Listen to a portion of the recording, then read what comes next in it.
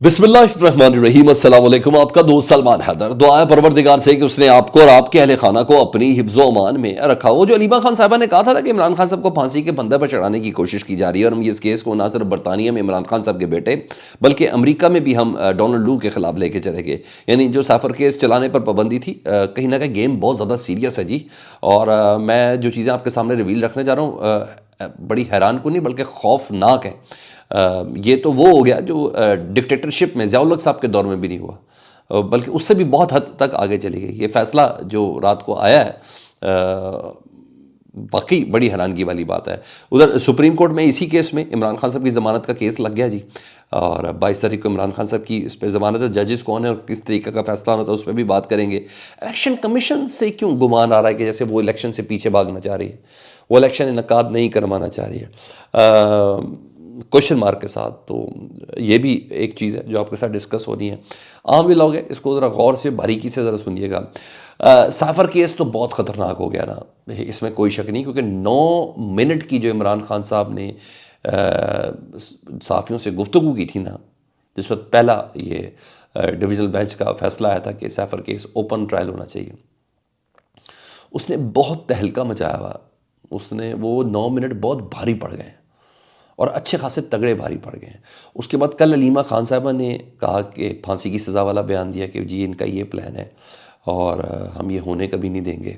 और मतलब मामला बहुत सीरियस होने जा रहा है साफर केस में, ये मैं आपको बता दूं। सिर्फ जज अबुल हसनान जुल्कुनैन की हद तक, सिर्फ अडयाला जेल में पेशी की हद तक मामला बहुत सीरियस होने जा रहा है, और ये 22 तारीख तक बहुत कुछ कर चुके होंगे। ठीक है जी। 2 मामलात हैं। सबसे पहले जो मैंने बोला कि ये तो उस ज़माने में भी नहीं होता जिस ज़माने में कोई पूछने पूछाने वाला भी नहीं था। जज अबुल हसनान जुल्कुनैन ने रात को ऑर्डर जारी किए हैं जी। उन्हें कहा साइफर केस की ना सिर्फ इलेक्ट्रॉनिक मीडिया बल्कि प्रिंट मीडिया और सोशल मीडिया पर रिपोर्टिंग मुकम्मल तौर पर मना होगी। यानी कार्रवाई का एक भी लफ्ज़ नशर करने पर सख्ती से पाबंदी लगा दी गई है। सर ये कभी नहीं हुआ, ये कभी नहीं हुआ। ज़िया उल हक के दौर में भी डॉन 1-2 हेडलाइन ज़रूर देता था जब फांसियाँ लोगों को लगती थीं, जब लोगों को कोड़े मारे जाते थे, तस्वीरें ज़रूर लगती थीं, मगर ये उस दौर में भी नहीं हुआ। उन्हें कहा जिसने साइफर केस से मुतल्लिक कोई ख़बर इलेक्ट्रॉनिक मीडिया पर यानी मेन टीवी पर, सोशल मीडिया पर यानी यूट्यूब, फेसबुक, ट्विटर पे, और जिसने प्रिंट मीडिया यानी किसी अखबार में भी कोई ख़बर नशर की, तो सख्ती से पाबंदी है। और जो शख्स इस हुक्म की खिलाफ वर्जी करेगा उस पर भी ऑफिशियल सीक्रेट एक्ट लगेगा। सर यानी वो इमरान खान साहब के जुर्म में भागीदार होगा जो इमरान खान साहब के ऊपर एलिगेशन बनाया जा रहा है। ठीक है जी, उसने भी कौमी राज ही अफशा किए होंगे। ये अबुल हसनान जुल्कुनैन साहब ने रात को ऑर्डर पास किया। ठीक है जी, उन्हें कहा उसके ऊपर भी ऑफिशियल सीक्रेट एक्ट लगेगा। ना सिर्फ उन्होंने PEMRA, PTA Pakistan telecommunication authority, उनको हुक्म भी जारी कर दिया जिस अबुल हसनान जुल्कुनैन साहब ने। उन्हें कहा आप इसका नोटिफिकेशन जारी करें और उस नोटिफिकेशन की कॉपी अदालत को फराहम करें। इतना सख्त हुक्म दिया है। यानी अब ये मुकम्मल ट्रायल इन कैमरा होगा। इमरान खान साहब और शाह, इस फैसले की रोशनी में इमरान खान साहब और शाह महमूद कुरैशी की जो फैमिलीज़ है ना, उनको भी कार्रवाई देखने की मशरूत इजाज़त है। वो मशरूत इजाज़त क्या है कि जो भी अदालती कार्रवाई होगी वो किसी जगह उसको बयान नहीं कर सकते। यानी ना शाह महमूद कुरैशी की बेटी और बेटा, ना ही इमरान खान साहब की बहनें, ना ही बीवी बाहर आके मीडिया से कोई बात नहीं कर सकती इस कार्रवाई के ऊपर। यानी अदालती मार्शल लॉ लग गया। बल्कि मैं कहता हूँ अदालती मार्शल लॉ नहीं, ये डिक्टेटरशिप में भी नहीं हुआ। ये अबुल हसनान जुल्कुनैन साहब पता नहीं किस नहज पे इस मामले को लेके जाने की कोशिश कर रहे हैं, पता नहीं कौन सा मामला किस जगह पे जाके पहुँचाने की कोशिश कर रहे हैं। लेकिन बहरहाल भाई उन्होंने कहा भाई ये कोई कुलभूषण है, मुझे बता दें कुलभूषण के भी मिनट शेयर हो जाते थे कि उसकी तफ्तीश कहाँ तक पहुंची है। तो आप मुझे बता दें उसको भी इंडियन रसाई मिल चुकी थी सफारतकारों की, उसकी भी फैमिली से मिलने की इजाज़त मिल गई। ये क्या काम कर रहे हैं।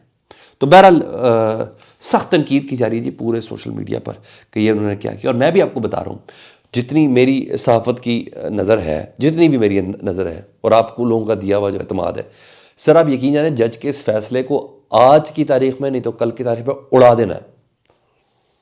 ये अबुल हसनान जुल्कुनैन साहब का ये फ़ैसला चल ही नहीं था। पता नहीं किस ज़माने की बात करें, शायद मासूम बड़े हैं ना।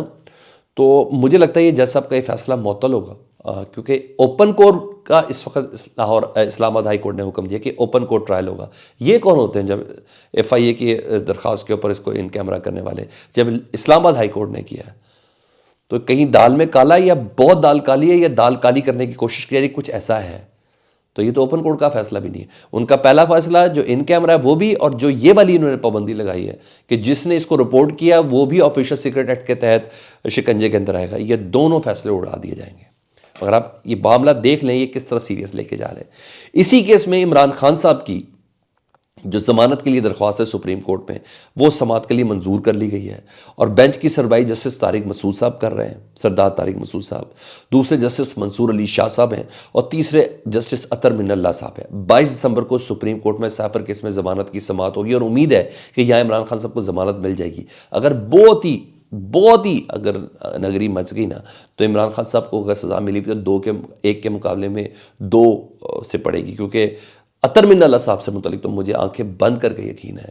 اطہر من اللہ صاحب نے کیس کے پہلے منٹ میں کہنا ہے یہ ضمانت ہے، یہ کیس بنتا ہی نہیں ہے. باقی مجھے نہیں پتا، مجھے لگتا ہے کہ اس میں ضمانت ہونی چاہیے منصور علی شاہ صاحب اور جسٹس سردار طارق مسعود صاحب. لیکن بہرحال کوئی پرانے کوئی زخم ہے، اگر وہ نہ چھیڑے جائیں تو بہرحال مجھے ایسا لگتا ہے کہ ہونی چاہیے. نہیں تو اطہر من اللہ صاحب کا تو مجھے مائنڈ سیٹ بہت اچھا، میں لاہور اسلام آباد ہائی کورٹ میں ان کا as a chief justice tenure میں کم از کم بھولا نہیں ہوں جی. اچھا جی، اس کیس میں جھول بہت ہے نا، بہت جھول ہے سیفر کیس کے اندر. ادھر شیر افضل مروت صاحب پہ 3 MPO کے تحت ان کو گرفتار کیا گیا. خبر یہ ہے 30 دن کے لیے ان کو نظر بند کیا گیا. DCO کے حکم کے تحت یہ نوٹیفیکیشن جاری ہوا ہے کہ شیر افضل مروت صاحب کے تحت نقص امن کا خطرہ بھی. یہ خاتون ہے DCO صاحبہ نا. انہی DCOز اور دیگر انتظامی افسران کے اوپر پاکستان تحریک انصاف نے لاہور ہائی کورٹ میں چیلنج کیا تھا کہ انتظامی جو افسران ہیں ان کو ایز ROs نہیں رکھا جا سکتا، یہ نیوٹرل نہیں ہو سکتے بیوروکریسی کے لوگ، اس لیے ہمیں عدالتی عملہ چاہیے. اور یہ DCO صاحبہ کے ان احکامات سے، جس پہ شیر افضل مروت ایز اے نائب صدر ہے، ان کے احکامات سے اندازہ لگایا جا سکتا ہے، کیونکہ یہی ہوں گی نا، لگایا جا سکتا ہے کہ پاکستان تحریک انصاف کی درخواست بالکل صحیح ہے. کیونکہ اس درخواست پر الٹا چلنا ہے تو نون لیگ ایک بیانیہ بنا رہی ہے. وہ بیانیہ بنا رہی ہے کہ ROs والے معاملے پر لاہور ہائی کورٹ نے جو سٹے دیا ہے نا الیکشن کمیشن کے احکامات کے اوپر، یہ PTI نے کیا تھا، اور PTI الیکشن سے بھاگنا چاہ رہی ہے. ٹھیک ہے، وہ ڈیلے کرانا چاہتی ہے. حالانکہ جو وکیل ہیں PTI کے بیرسٹر علی ظفر صاحب، انہوں نے کہا ہے کہ اگر اس پہ ہمیں لگا کہ اس ڈے کی وجہ سے الیکشن ڈیلے ہو رہے ہیں تو PTI درخواست تک واپس لے لے گی، اور ہماری ایسی کوئی انٹینشن نہیں ہے. تو لیکن ظاہری بات ہے اپنی کوئی خواہشات ہیں جو پوری کروانی ہے PTI کے کندھوں پر رکھ کر. تو اصولاً تو لاہور ہائی کورٹ ہی یہ فیصلہ کرے گی، اور مگر PTI کے کندھے پر میں نے کہا یہ کرنا ہے. تو بہرحال اصول بنتا یہ تھا کہ الیکشن کمیشن کو لاہور ہائی کورٹ کے اس فیصلے کے اوپر، جس پر ROs والے معاملے پر انہوں نے سٹے دے دیا، فیصلہ معطل کیا، ان کو سپریم کورٹ جانا چاہیے تھا. اور یہ خبریں چلائی بھی گئیں کہ الیکشن کمیشن اب سپریم کورٹ جائے گا، مگر کیٹیگوریکلی رات کو الیکشن کمیشن نے کہا ہے کہ ہمارا سپریم کورٹ جانے کا کوئی پلان نہیں. مطلب وہ خود بھی یہی چاہتے ہیں. ٹھیک ہے، وہ کیا اس سے کیا ہوگا آپ خود سمجھ جائیں. وہ خود بھی یہی چاہتے ہیں کہ میں زیادہ باتوں گا، سپریم کورٹ نے منع کیا ہوا ہے. ادھر الیکشن کمیشن کی غلط بیانی بھی پکڑی گئی ہے. الیکشن کمیشن نے کہا تھا کہ لاہور ہائی کورٹ نے منع کیا تھا کہ ہم ROs کے لیے عدالتی عملہ نہیں دے سکتے، اور پھر اس کو وجہ بنا کر ان انتظامی افسران جو ہیں جو بیوروکریسی سے دینے کا وعدہ کیا، اور پھر اس کی فیصلہ کیا، اور پھر وہ جو ٹریننگ بھی شروع ہو گئی. اس کے اوپر لاہور ہائی کورٹ نے لکھ کر دے دیا ہے کہ بالکل تردید کرتے ہیں، ہم نے ایک بار بھی انکار نہیں کیا الیکشن کمیشن کو کہ ہم عدالتی عملہ نہیں دیں گے. تو اس کا مطلب ہے الیکشن کمیشن نے یہ توہین عدالت کی ہے، اور آج اس پہ بھی دودھ کا دودھ اور پانی کا پانی ہونے جا رہا ہے. یہ دیکھیں کوئی کتنا بھاگتا ہے. الیکشن تو کرائیں گے جی، ہاں جی الیکشن ہوں گے. اپنا بہت خیال رکھیں. اللہم صلی علی محمد و علی محمد.